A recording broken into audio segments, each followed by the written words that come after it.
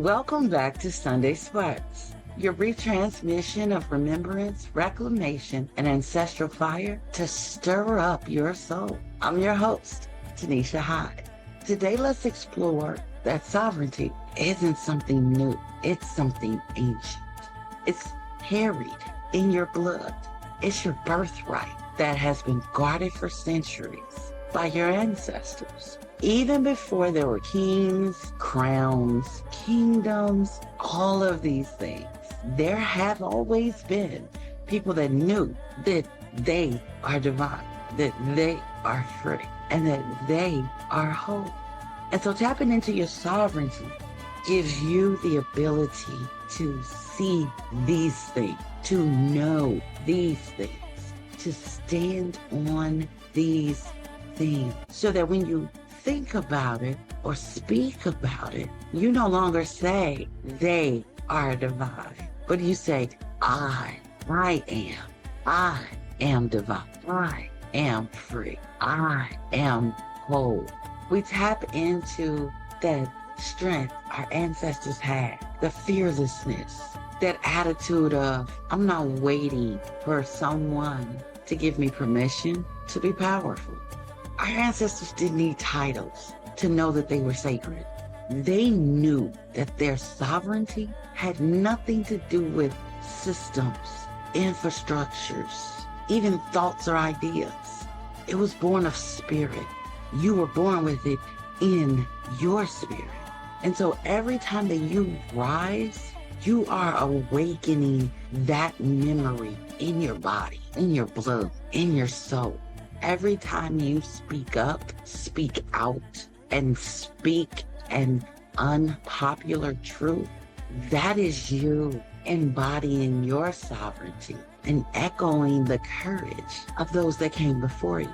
Every time you heal, you're completing a process or circle that your ancestors had already begun. And this isn't about dominance. This isn't about making others subservient. The sovereignty of our ancestors was about alignment.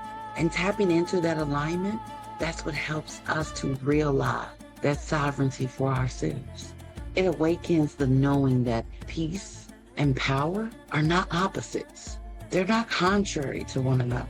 It clarifies for us that authority can and should come wrapped in love.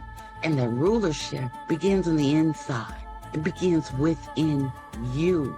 Because if you can't rule you, you can't rule anyone else. So when you claim your own sovereignty, you're not only setting yourself free, you're becoming the fulfillment of those ancient promises.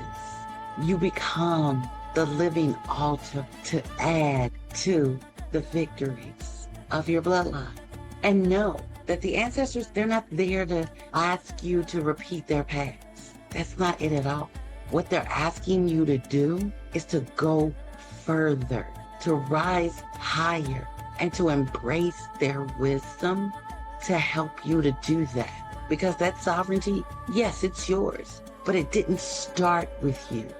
It started with those that came before you.